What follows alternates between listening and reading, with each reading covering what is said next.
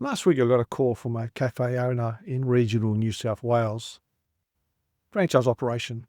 He paid good money for it a few years back.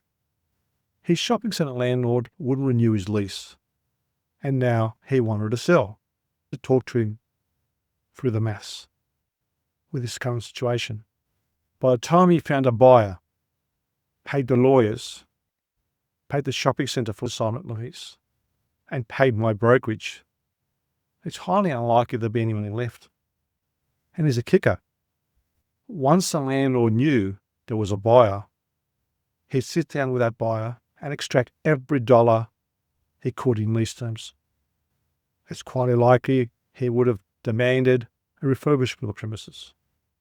So the new buyer, to get a good lease anyway, my advice to him was hand the keys back. Walk away. You're actually better off than trying to sell.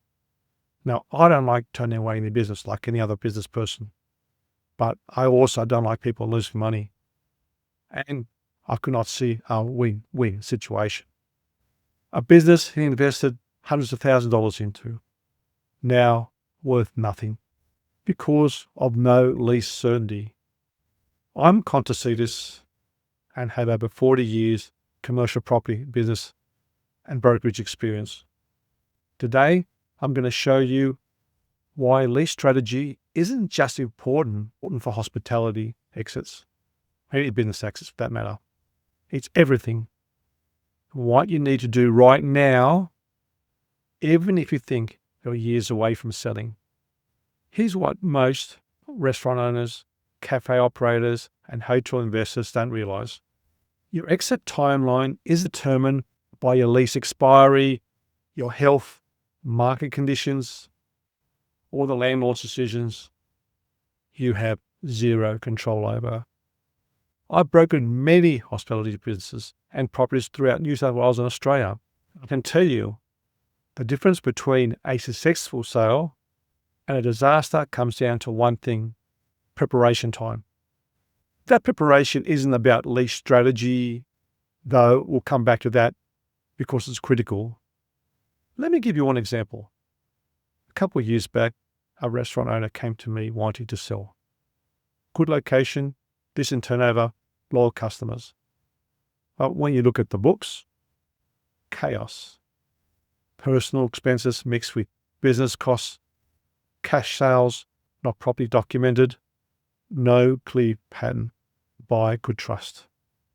These days, buyers are more conservative than ever. They want everything. They go through the business and property with their accountants, sometimes their lawyers, and dot the I's, cross the T's. They want 3 years financial figures, BAS statements, everything. We eventually sold it, but it left a lot of money on the table because buyers discounted it heavily for the risk they were taking on. Money because he didn't start preparing his books 3 years earlier. That is why I wrote a Transition Edge book, have the Transition Edge newsletter, and why I'm making these videos, because hospitality transactions are different from other businesses, and the cost of getting it wrong is massive. And the good news is most of these disasters are completely avoidable if you start planning early enough. When I'm showing a restaurant or cafe to buyers, they're not primarily looking at the kitchen equipment or your Instagram following. They're looking at 3 things. 1, can the business make money without the current owner? If you're a head chef, the face of the brand, and the only one knows the suppliers, that's not a business, that's a job. And it won't sell well. Thing is, are the systems documented and transferable? Buyers want to see operational manuals, suppliers list, staff procedures, recipe costing, proof that the business runs on systems, not your personal relationships. They want to know they could slot into the business and keep it working the same way and make the improvements. Is there a clear pathway to grow or enhance the business? Maybe it's under trading. Maybe the lease is on favorable terms to allow expansion. Maybe you're in a regional area with limited competition. And I've seen regional places sell for big money, sometimes in the 7-figure amounts, equivalent, if not more than many city cafes and restaurants. Actually, let me touch you on that regional angle for a moment because it's relevant right now. If you've got a well-run cafe or restaurant in a town with minimal competition and a reasonable population or tourist traffic, your chances of success at eventual sale value are significantly enhanced. Buyers looking at regional opportunities right now are asking, is the only quality option in town? If the answer is yes, and your books prove it's working, that's a strong position to be in. But again, only if you're prepared properly, which brings me to the timeline you actually need. So when should you start planning your exit?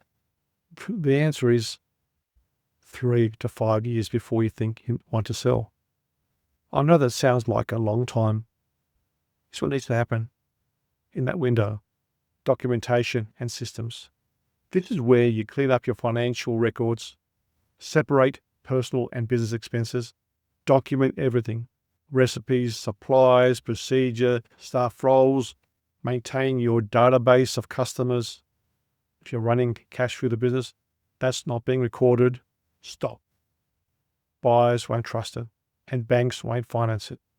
Buyers buy on what is documented in the books: tax records, VAT statements. You may gain a few dollars now, but you more than lose out in the long run if you continue to do so. You're also building systems that prove the business doesn't depend on your personality.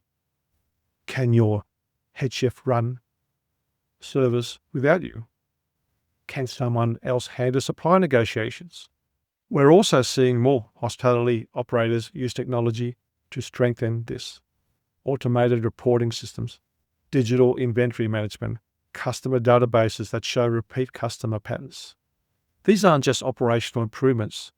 They're proof points that increase buyer confidence and valuation. Strategic positioning. Now you're looking at your lease situation. If you've got 2 years remaining, you need to negotiate or extend. No buyer wants a short lease. It is the number one killer of most deals when in a business situation is a lease. Obviously different if you own the property, but lease. This is critical. The cafe restaurant owner I mentioned at the start, the one in the shopping centre, he thought his landlord would just renew. Never had the early conversation, never built the relationship, never put himself in a position where he had ongoing leverage. And when the shopping centre decided not to renew, there was nothing he could do. Here's what most people don't understand. You need to start these conversations at least 2 years before expiry, not 6 months before, when you're already decided to sell. Then again, the landlord has got no obligation to giving you a lease until usually 3 to 6 months before the expiry, depending on how the lease is written. So check with your lawyer in that situation. Because if you wait until you need something from your landlord, you have zero leverage. It's too big a topic to cover fully here, but understand this: your lease term directly impacts your sale price. You're also looking at whether separating property from your business makes sense. In some cases, selling the business separately and retaining the property as an investment can maximize total value, which we've done for some clients. This is about presentation, making sure everything looks good for due diligence. Having your accountant prepare normalized financial statements, getting your lawyer to review contracts, minor improvements that increase perceived value, fresh paint, update signage, equipment servicing, etc. By the time you go to market, you're not scrambling. You're showcasing a well-documented, transferable business with solid lease security that give buyers confidence. What I'm seeing in the market right now, and this applies across New South Wales and broader Australia, in fact, anywhere in the world basically, is that buyers are more sophisticated than ever. They expect integrated systems. They expect clean financials. They expect technology to be part of the operation, not an afterthought. The hospitality business that are selling well are the ones that look like investment assets, not owner-operated jobs. Regional opportunities are particularly interesting at the moment. Quality venues in towns with limited competition and reasonable population bases are attracting attention from buyers looking to escape metro costs and competition. But, and this is critical, these regional buyers are often more thorough in their due diligence because they're taking an additional risk. They're moving house from the city to the country, making a large investment, changing schools for their kids, etc. So the preparation requirements are the same, if not higher. The overreaching trend is this. Buyers want businesses that demonstrate resilience, systems, and transferability, and they absolutely require lease security. If your business depends entirely on you being there every day, or if your lease situation is uncertain, your buyer pool shrinks dramatically and your price drops dramatically, sometimes to zero. Here's what I suggest. If you're a restaurant owner, cafe operator, or hospitality property investor, don't wait until a forced sale. Don't wait until your lease is up for renewal in 6 months. Don't wait until you're exhausted and just want out. Start thinking about your transactions now, even if you think you're 5, 10 years away from selling, because preparation you do in those years doesn't just increase your sale price. It often makes your business more profitable and easier to run while you still own it. I publish regular content about hospitality business strategies, commercial property investment, and transition planning. Your hospitality business investment represents years of dedication and investment. The cafe owner I told you about at the start, he didn't need to end up handing the keys back. If he started planning 3 years earlier, we'd be having a different conversation. Don't that be your story? Thanks for watching. I'm Café. See you next video. And I look forward to your comments.